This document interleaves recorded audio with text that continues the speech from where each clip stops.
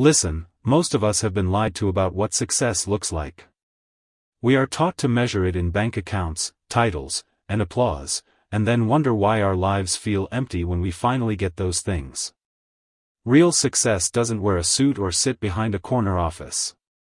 Real success starts in the quiet places no one sees, the way you choose to show up when the world isn't watching, the tiny decisions you make when nobody forces you, the habits you let rule your day.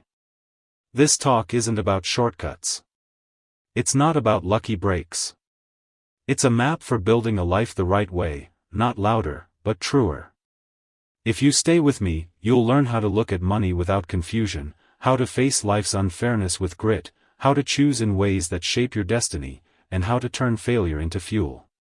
Everything I say here comes from the same idea Hal Urban teaches, that the deepest success is inside, formed by attitude, habits, choices, time, and what you learn from losing. So let's start with the first lie people accept, that money equals success. Walk into any room and you'll hear it, the louder the car, the more secure the ego. But look closer. Among the richest you'll find people who pay the highest price for it, fractured families, lost health, a hollow chest where joy used to be. Money buys comfort, not character. Money can build a house but it can't build meaning. The real currency of a life well lived is integrity, the quiet, stubborn practice of doing the right thing when no one's applauding. You can chase dollars and sacrifice peace, or you can chase value and earn both. History is full of warnings. Giants fall when greed goes unexamined. Empires built on deception collapse spectacularly, leaving ruin and regret in their wake. But on the softer side, studies show executives with the highest pay often report surprising emptiness. They traded hours and relationships for a number on a ledger. If you want wealth, pursue it with principle. Let prosperity be the byproduct of character, not the measure of it. Now hear this, life is hard. That sentence is small but it's freeing. Accepting that life is hard removes the illusion that life should always be easy, or fair. It doesn't excuse cruelty, but it grants reality the respect it deserves. When the teacher told a frustrated student, "Life is hard, this is just homework," it was more than a quip. It was a lesson in perspective. Homework, setbacks, disappointment, they prepare you. If you think hardship is punishment, you will live in bitterness. If you see hardship as practice, you will grow. The real freedom is not freedom from difficulty, it's freedom to choose your stance in the face of difficulty.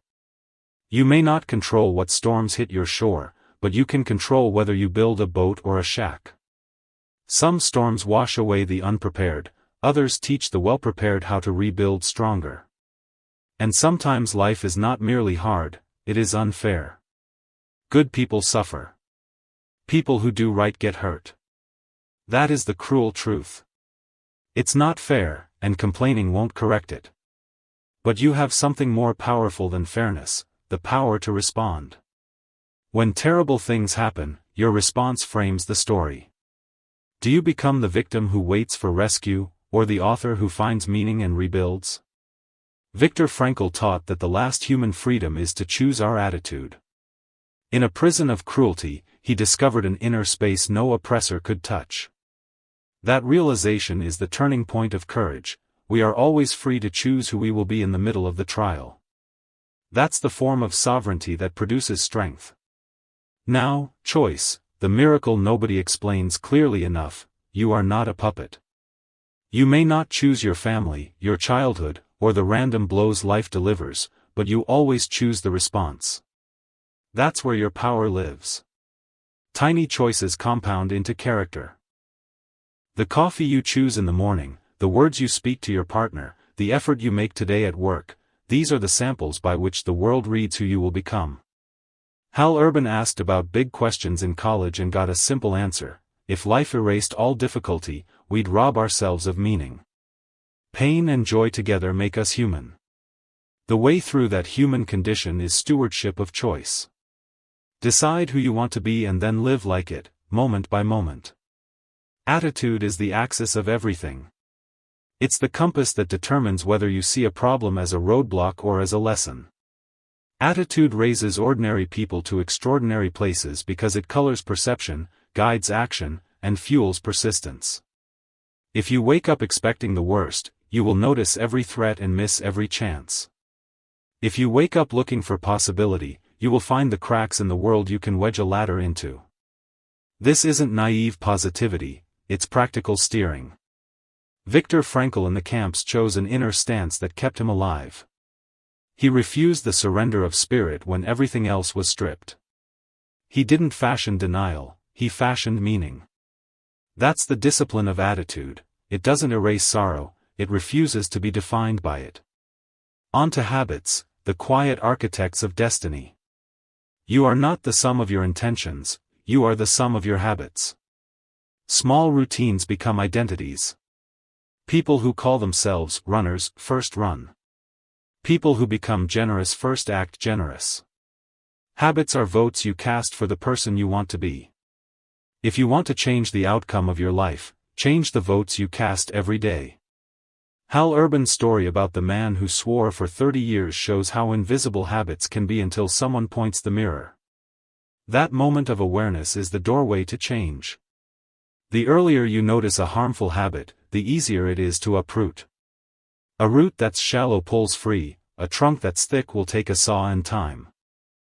Shift your life by interrupting the small patterns. Replace one word with another, 1 hour of idle scrolling with 10 minutes of practice, 1 night of worry with 10 deep breaths. Build momentum with micro wins. Next, time. If you want to be successful, you must master the hour in front of you. Everyone gets 24 hours, but the difference is how they spend them. Don't complain you have no time, you have priorities, and they reveal the life you're building. Successful people don't find time, they make it. They schedule the sacred tasks. They protect the morning hours before the world steals them. They break big mountains into visible, small climbs and arrive at the summit by consistent steps. The San Francisco Chronicle's research that shows 80% of people feel time slipping away isn't about the calendar, it's about choice. Clean your life of clutter. Protect the hours that matter. Set up rituals so decision-making costs less energy. When your willpower is conserved, you win the battles that matter most. Failure, let me be blunt, if you aren't failing, you aren't trying. Failure is the tuition you pay for growth. Edison's thousands of non-successes were the curriculum. Failure is not a verdict, it's data. The problem isn't that you failed, the problem is that you treated failure as final. Reframe it. Ask, what did this teach me? Where did my plan break? What's the next small experiment? That science of learning through iteration is what separates survivors from legends. People who succeed treat failure like the sculptor treats chisel marks, necessary to reveal the form. Don't run from failure, recruit it. Now here's the practical pivot. Habit plus time plus attitude plus responsibility forms a life of intentional success. It's not glamorous, it's consistent. The person who wins quietly does small things daily. The person who loses loudly seeks dramatic solutions. Don't confuse noise with progress. Discipline looks ordinary from the outside, but its compound effect is extraordinary. So how do you change? Begin with the smallest step. Decide one tiny habit that aligns with who you want to be and make it non-negotiable. Reduce the friction to starting, put the running shoes by the bed, open the notebook, breathe 5 slow breaths before reacting. Stack habits, do one after another so they become a chain. Measure progress. Keep a ledger of small wins.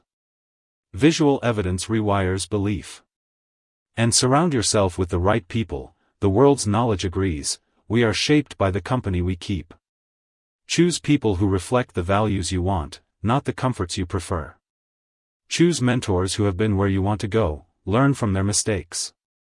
Choose friends who hold you accountable to the person you claim to be.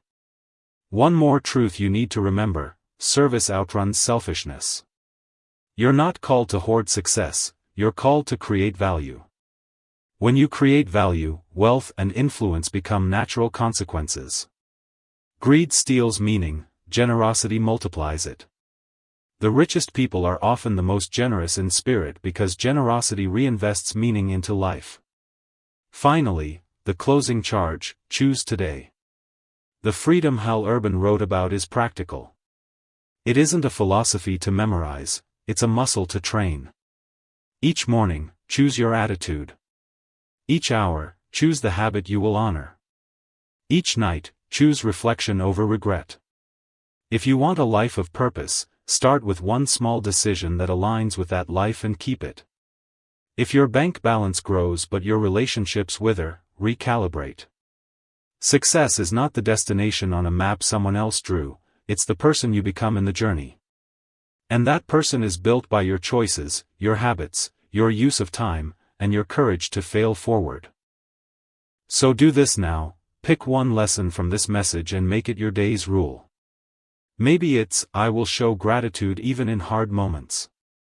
Maybe it's, I will practice one constructive habit for 10 minutes. Maybe it's, I will stop blaming and start acting. Whatever it is, make it non-negotiable until it becomes part of you. No one can give you that habit. No one can give you that attitude.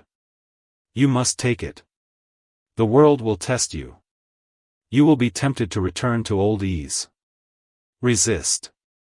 Become the person who responds to life with choice, not complaint. Build your life like a craftsman, small, steady, brilliant strokes. This is the promise Hal Urban hands to us: your life is not a series of accidents. It is a succession of choices. Choose well. Choose boldly. Choose daily. When you do, success will not be an outward trophy, but an inward hard-earned peace. That is the secret you can live by. Go practice it. Start small. Keep choosing. Keep building. Your best life begins in the exact moment you stop waiting for someone else and decide to author your own story.